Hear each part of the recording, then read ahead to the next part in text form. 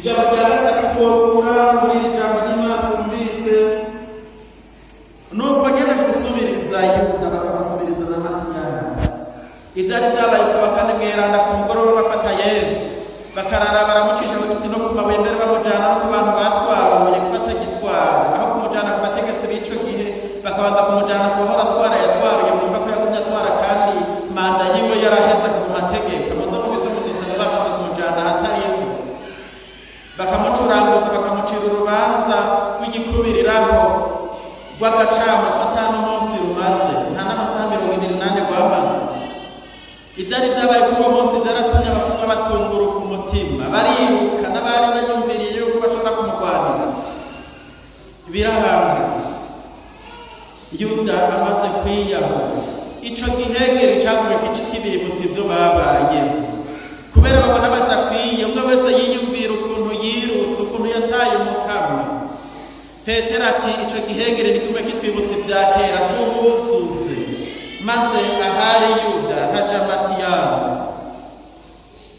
Natwe mu buzima ushobora gusanga bimeze gutyo ugasanga hari ibintu tugenda turahurura dukwega vyatubaye ko muri kahise biguma bitwereka ukuntu twigeze guhemuka ukuntu twigeze kutugora. Izo nkoko canke ivyo bikomere dufise bikaguma bitwibutsa ivyo muri kahise ivyo twabayemo kubera ivyo tubonye. Uyu munsi umukama ashaka ko urwo rupapuro tuzingura ico gihengeri karimo Yuda wawe igihe vyakugora igihe wahemukira umugenzi igihe vyagenda ukora kuriya ico gihengeri tugishire mu Matiyasi.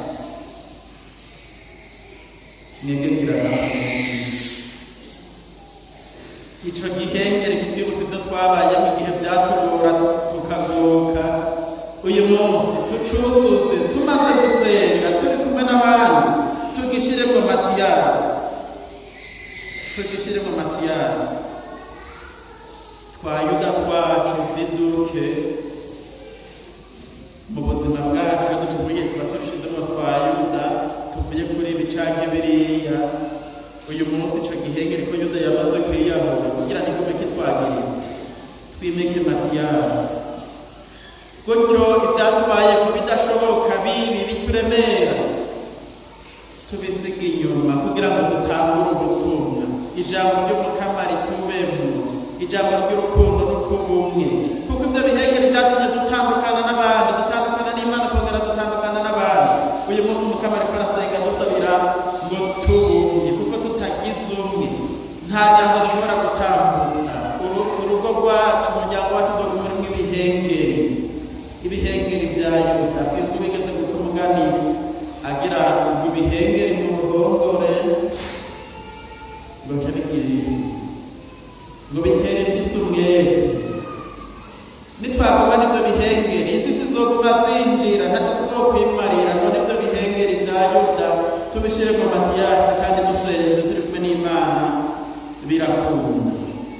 Gutyo rero hari umuhamagaro wacu duca tumenya gushira mu ngiro wo kuba kw'isi abarabagira ngo kuba mw'isi ariko tutarabizi. Yesu nivyo yadusabiye ngo abiwe ntibaba mu bumwe kuko we na se bari mu bumwe naho vyoba